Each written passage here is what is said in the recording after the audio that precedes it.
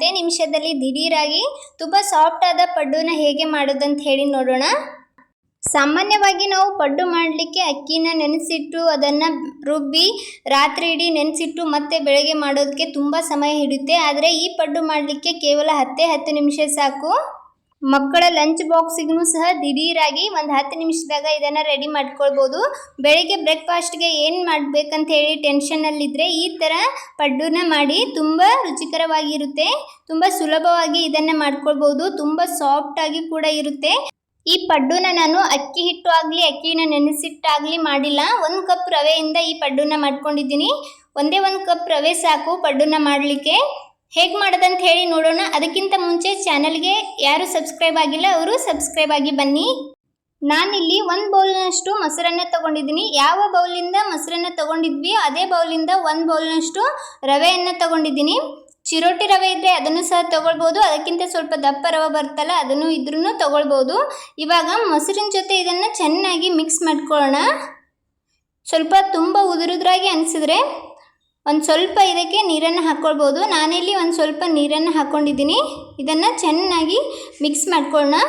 ಯಾವುದೇ ಥರದ ಗಂಟು ಇಲ್ಲದ ಹಾಗೆ ಇದನ್ನು ಮಿಕ್ಸ್ ಮಾಡ್ಕೋಬೇಕಾಗ್ತದೆ.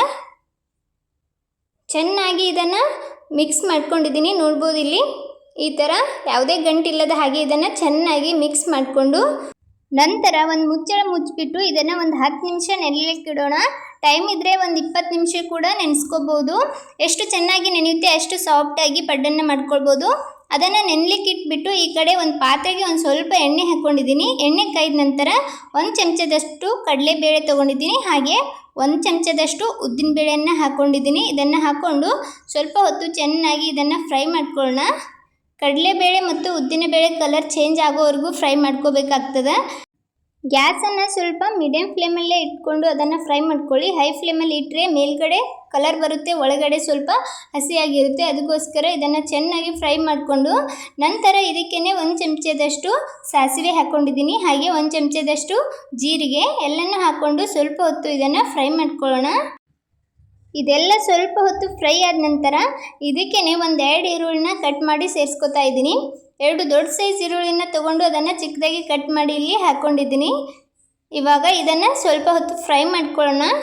ಈರುಳ್ಳಿನ ನಾವು ಪೂರ್ತಿಯಾಗಿ ಫ್ರೈ ಮಾಡೋದೇನು ಬೇಕಾಗಿಲ್ಲ. ಒಂದು ಸ್ವಲ್ಪ ಹೊತ್ತು ಫ್ರೈ ಮಾಡಿದರೆ ಸಾಕು. ಅದನ್ನು ಪೂರ್ತಿ ಕಲರ್ ಚೇಂಜ್ ಆಗೋವರೆಗೂ ಏನು ಫ್ರೈ ಮಾಡೋದು ಬೇಕಾಗಿಲ್ಲ. ಇವಾಗ ಸ್ವಲ್ಪ ಫ್ರೈ ಆಗಿದೆ. ಅದಕ್ಕೇ ಒಂದು ಸ್ವಲ್ಪ ಕರಿಬೇವನ್ನು ಚಿಕ್ಕದಾಗಿ ಕಟ್ ಮಾಡಿ ಸೇರಿಸ್ಕೊಂಡಿದ್ದೀನಿ. ಇವಾಗ ಇದನ್ನು ಸ್ವಲ್ಪ ಹೊತ್ತು ಚೆನ್ನಾಗಿ ಫ್ರೈ ಮಾಡ್ಕೊಳ್ಳೋಣ. ನೋಡ್ಬೋದು ಇಲ್ಲಿ ಎಲ್ಲನೂ ಚೆನ್ನಾಗಿ ಫ್ರೈ ಆಗಿದೆ. ಇವಾಗ ಗ್ಯಾಸನ್ನ ಆಫ್ ಮಾಡಿ ಇದನ್ನು ಪೂರ್ತಿ ತಣ್ಣಗಾಗೋಕ್ಕೆ ಬಿಡೋಣ. ಈ ಕಡೆ ನಾವು ಮೊಸರಿಗೆ ರವೆಯನ್ನು ಹಾಕಿ ನೆನೆಲಿಕ್ಕೆ ಇಟ್ಕೊಂಡಿದ್ವಲ್ಲ, ನೋಡ್ಬೋದು ಅದು ಎಷ್ಟು ಚೆನ್ನಾಗಿ ಅರಳಿದೆ ಅಂತ ಹೇಳಿ. ನಾನು ಇದನ್ನು ಒಂದು 20 ನಿಮಿಷ ನೆನೆಲಿಕ್ಕೆ ಇಟ್ಕೊಂಡಿದ್ದೆ. ತುಂಬ ಚೆನ್ನಾಗಿ ಅರಳಿದೆ. ಇವಾಗ ಇದನ್ನು ಒಂದು ಮಿಕ್ಸರ್ ಜಾರಿಗೆ ಹಾಕ್ಕೊಂಡು ಇದನ್ನು ನೀರು ಹಾಕದೇ ಹಾಗೆ ಚೆನ್ನಾಗಿ ರುಬ್ಕೊಂಡು ತೊಗೊಳ್ಳೋಣ. ನಾನಿಲ್ಲಿ ನೀರನ್ನು ಬಳಸಿಲ್ಲ. ನೀರನ್ನು ಹಾಕದೆ ಕೂಡ ಇಷ್ಟು ಚೆನ್ನಾಗಿ ಬ್ಯಾಟರ್ ರೆಡಿಯಾಗಿದೆ. ಬ್ಯಾಟರ್ ಕನ್ಸಿಸ್ಟೆನ್ಸಿ ಕೂಡ ಕರೆಕ್ಟಾಗಿರೋದ್ರಿಂದ ನಾನು ನೀರು ಹಾಕಿಲ್ಲ. ನಿಮಗೇನಾದರೂ ಗಟ್ಟಿ ಅನಿಸಿದರೆ ಸ್ವಲ್ಪ ನೀರನ್ನು ಹಾಕ್ಕೊಳ್ಬೋದು. ನಂತರ ಇದಕ್ಕೇ 1-2 ಹಸಿಮೆಣಸಿನ್ಕಾಯಿನ ಚಿಕ್ಕದಾಗಿ ಕಟ್ ಮಾಡಿ ಸೇರಿಸ್ಕೊಂಡಿದ್ದೀನಿ. ಹಾಗೆ 1 ಕ್ಯಾರೆಟನ್ನು ಚೆನ್ನಾಗಿ ತುರಿದ್ಬಿಟ್ಟು ಹಾಕ್ಕೊಂಡಿದ್ದೀನಿ.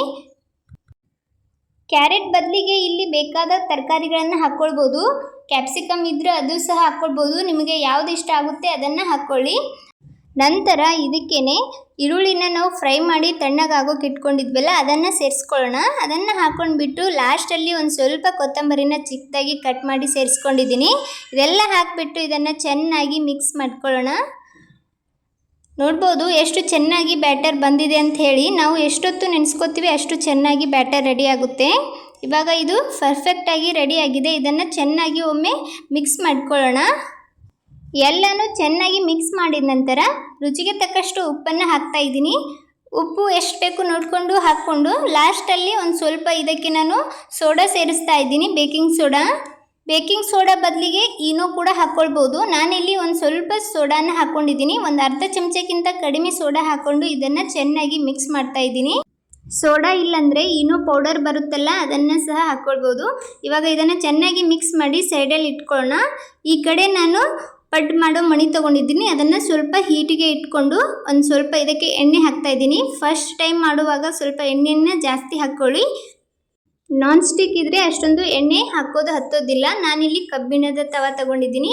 ಅದಕ್ಕೆ ಚೆನ್ನಾಗಿ ಎಣ್ಣೆಯನ್ನು ಹಾಕ್ಕೊಂಡು ಅದಕ್ಕೇ ನಾವು ರೆಡಿ ಮಾಡಿಟ್ಟಿರುವಂಥ ಪಡ್ಡಿನ ಬ್ಯಾಟರನ್ನು ಹಾಕ್ತಾಯಿದ್ದೀನಿ. ಎಲ್ಲ ಕಡೆ ಬ್ಯಾಟರನ್ನು ಹಾಕ್ಕೊಂಡು ಇವಾಗ ಇದಕ್ಕೆ ಮುಚ್ಚಳ ಮುಚ್ಚಿಬಿಟ್ಟು ಒಂದು 2 ನಿಮಿಷ ಇದನ್ನು ಬೇಯಿಸ್ಕೊಳ್ಳೋದು. ಇವಾಗ ಒಂದು ಸೈಡ್ ಚೆನ್ನಾಗಿ ಬೇಯಿಸ್ಕೊಂಡಿದ್ದೀನಿ.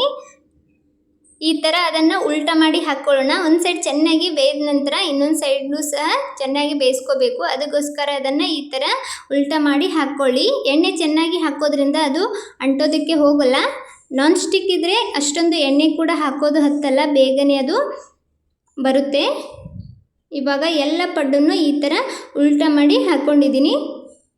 ಎಲ್ಲನೂ ಈ ಥರ ಹಾಕ್ಕೊಂಡ್ಬಿಟ್ಟು ಮೇಲ್ಗಡೆ ಒಂದು ಸ್ವಲ್ಪ ಎಣ್ಣೆ ಸಹ ಹಾಕ್ಕೊಳ್ಳಿ. ಈ ಥರ ಎಣ್ಣೆ ಹಾಕೋದ್ರಿಂದ ತಿನ್ನುವಾಗ ತುಂಬ ಟೇಸ್ಟಿಯಾಗಿ ಬರುತ್ತೆ. ಮೇಲ್ಗಡೆ ಸ್ವಲ್ಪ ಕ್ರಿಸ್ಪಿಯಾಗಿ ಬರುತ್ತೆ, ಒಳಗಡೆ ಸ್ಮೂತಾಗಿ ಬರುತ್ತೆ ಈ ಥರ ಎಣ್ಣೆ ಹಾಕೋದ್ರಿಂದ. ಇವಾಗ ನೋಡ್ಬೋದು 2 ಸೈಡು ಚೆನ್ನಾಗಿ ಕಲರ್ ಬಂದಿದೆ, ಚೆನ್ನಾಗಿ ಬೇಯ್ದಿದೆ ನೋಡ್ಬೋದು.